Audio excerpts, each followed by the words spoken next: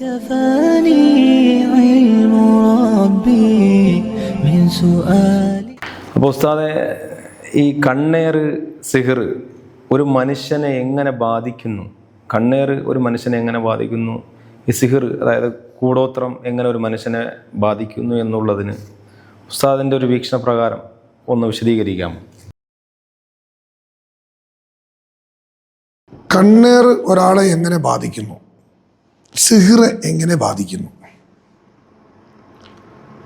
അതൊരു ആത്മീയ സബ്ജക്റ്റാണ്. കണ്ണേറ് എന്ന് പറയുമ്പോൾ ഒരു പൊതു ഭാഷാ പ്രയോഗം. നമ്മുടെ നാട്ടിൽ അതിനെ പല പേരുകളിൽ അറിയപ്പെടുന്നുണ്ട്. ഇപ്പം കരുനാക്ക് എന്ന് പറഞ്ഞാലും കണ്ണേറാണ്, കൊതി എന്ന് പറഞ്ഞാലും കണ്ണേറാണ്, വിളിച്ചപേക്ഷ എന്ന് പറഞ്ഞാലും കണ്ണേറിൽപ്പെടും. പ്രാഗ് പല രീതിയിൽ നാവ് കൊണ്ട് പ്രാഗും. അങ്ങനെ കണ്ണേറിൻ്റെ ഒരു വിശാലമായ അർത്ഥത്തിലാണ് നമ്മൾ കാണേണ്ടത്. പക്ഷെ അത് കണ്ണിനെ സൂചിപ്പിച്ചുകൊണ്ട് കണ്ണ് ദോഷം എന്ന്, അല്ലെങ്കിൽ കണ്ണേറ് എന്ന കണ്ണിനെ സൂചിപ്പിച്ചുകൊണ്ട് പല പ്രയോഗത്തിൽ വരുന്നതിൻ്റെ കാരണം ഇത് കാണുന്നത് കൊണ്ടാണ് ഈ ദോഷം ഉണ്ടാകുന്നത്. അപ്പോൾ കണ്ണ് എന്നുള്ളത് ഒരു പൊതുപ്രയോഗം മാത്രമാണ്. യഥാർത്ഥത്തിൽ ഇത് കാണുമ്പോൾ അയാളുടെ ഹൃദയത്തിലുള്ള അസൂയയാണ് അവിടെ, ആ മോശം മനസ്സിൻ്റെ പ്രതിഫലനമാണ് എതിരാളിക്ക് അനുഭവപ്പെടുക. കാരണം വളരെ മോശം ചിന്തിക്കുന്ന ആളുകളുണ്ട്. അയാൾക്ക് സാമ്പത്തിക ഭദ്രതയും മറ്റ് യോഗ്യതകളും ഭൗതിക സംവിധാനങ്ങളും സൗകര്യങ്ങളുമുള്ള ആളായിരിക്കും.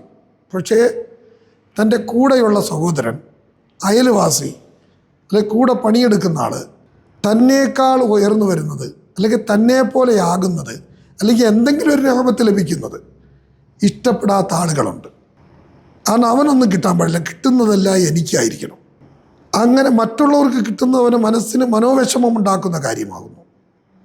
അങ്ങനെ ചിന്തിക്കുന്ന ആളുകളുടെ ദോഷം, ആ ചിന്തകളുടെ നെഗറ്റീവ് പവർ, ഇത് കാണുന്നത് മൂലം അവൻ്റെ മനസ്സിൽ ഉണ്ടാകുന്ന അവൻ്റെ മനസ്സിൻ്റെ ദോഷം എതിരാളിക്ക് അതിശക്തമായി അനുഭവപ്പെടുന്നു. അതിൻ്റെ രീതികളും രൂപങ്ങളും എങ്ങനെയാണെന്ന് അത് ആത്മീയമാണ്, നമുക്കറിയുന്ന കാര്യമല്ല.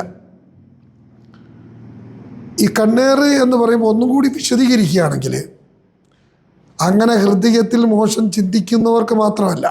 മോശം ചിന്തിക്കുക എന്ന് പറയുമ്പോൾ നമ്മൾ പലപ്പോഴും അങ്ങനെയൊക്കെ ആളുകളുണ്ടാവും, നല്ല മനസ്സിൻ്റെ ആളുകൾ ചിന്തിക്കുന്ന അങ്ങനെ ഉണ്ട്. ഇങ്ങനെ മോശം ചിന്തിക്കുന്ന അങ്ങനെ അങ്ങുണ്ടാവുമോ? എന്നാൽ യാഥാർത്ഥ്യം ഇതാണ്. തൻ്റെ കൂടെ ഉള്ള ആളിനെ, അത് പല രീതിയിൽ നമുക്കത് അനുഭവപ്പെട്ടിട്ടുണ്ട്. ചികിത്സാ രംഗത്ത് ഒരുപാട് അനുഭവങ്ങളുണ്ട്. ഒരാൾ ഒരു ധനികൻ്റെ ചെലവിനും മറ്റുമാണ് ജീവിക്കുന്നത്.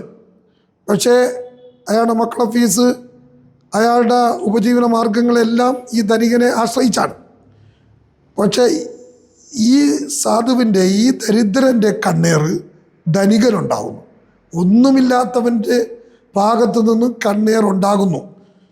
എന്നാൽ ഈ ധനികന് കൂടുതലുണ്ടായാൽ തനിക്ക് ഉപകാരപ്പെടുമല്ലോ. പക്ഷേ ഇവൻ്റെ ഉള്ളിലുള്ള അസൂയ കാരണം അവൻ അറിഞ്ഞോ അറിയാതെയോ ധനികന് അതിൻ്റെ വിപത്തുകൾ വന്ന് ഭവിക്കുകയാണ്.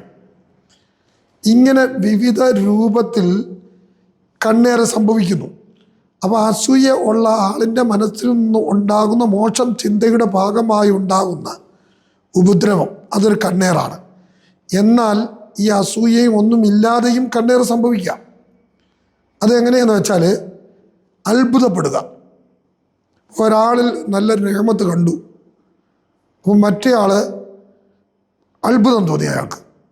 അതായത് ഇയാൾക്ക് എങ്ങനെ ഇത്രയും അനുഗ്രഹങ്ങളുണ്ടായി, ഇത്രയും വാഹനങ്ങളുണ്ടായി, ഇത്രയും വലിയ വീടുണ്ടായി, ഇത്രയും വലിയ വിദ്യാഭ്യാസം ഉണ്ടായി എന്ന്. ഇയാൾ എൻ്റെ കൂടെ ഉണ്ടായിരുന്ന ആളാണല്ല, മുമ്പ് ഇങ്ങനെയൊന്നും ഇല്ലായിരുന്നല്ലോ എന്ന് അത്ഭുതപ്പെടുക. അത്ഭുതപ്പെട്ട് കണ്ണും തള്ളി നിൽക്കുക.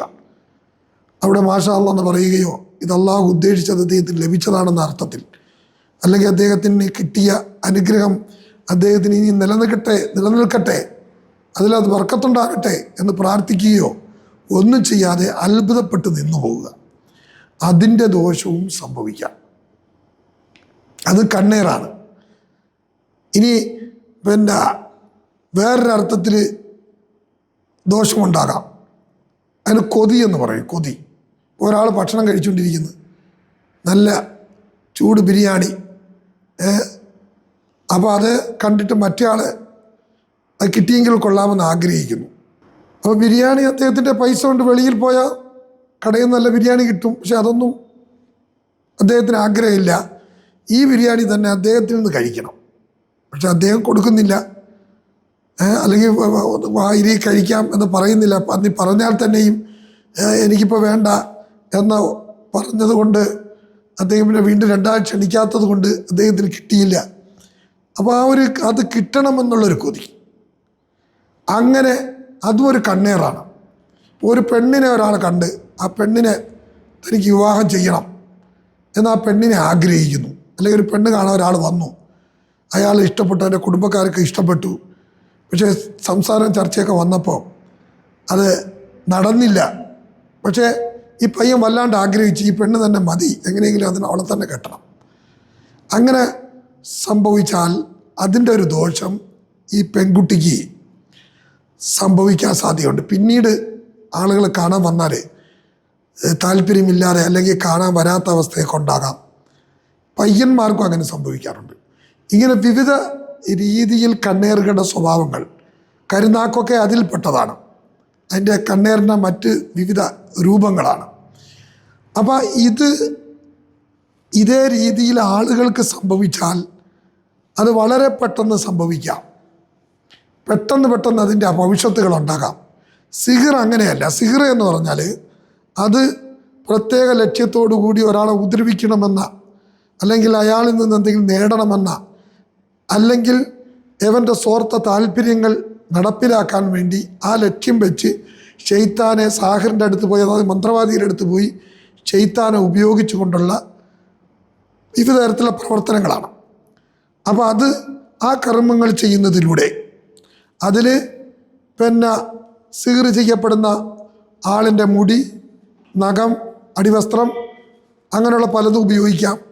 അദ്ദേഹത്തിൻ്റെ പേര്, ഉമ്മയുടെ പേര് ഉപയോഗിക്കാം. അങ്ങനെ പല രീതിയിൽ അത് ചെയ്യുന്നുണ്ട്. അപ്പോൾ അങ്ങനെ ഉപയോഗിച്ച് ചെയ്യുന്ന സിഹിറുകൾ എന്താണോ സാഹിർ അല്ലെങ്കിൽ സിഹിർ ചെയ്യിപ്പിക്കുന്ന ആളെ ലക്ഷ്യമിടുന്നത്, അതാണ് എതിരാളിക്ക് സംഭവിക്കുക. ഇതാണ് ഈ സിഹിറും കണ്ണേറും തമ്മിലുള്ളൊരു വ്യത്യാസം. ഇതിൽ ഏതാണ് കൂടുതൽ അപകടകരമെന്ന് ചോദിച്ചാൽ രണ്ടും രണ്ട് രീതിയിൽ അപകടകരമാണ്. അത് ആളുകൾക്ക് ഉപദ്രവകരമാണ്.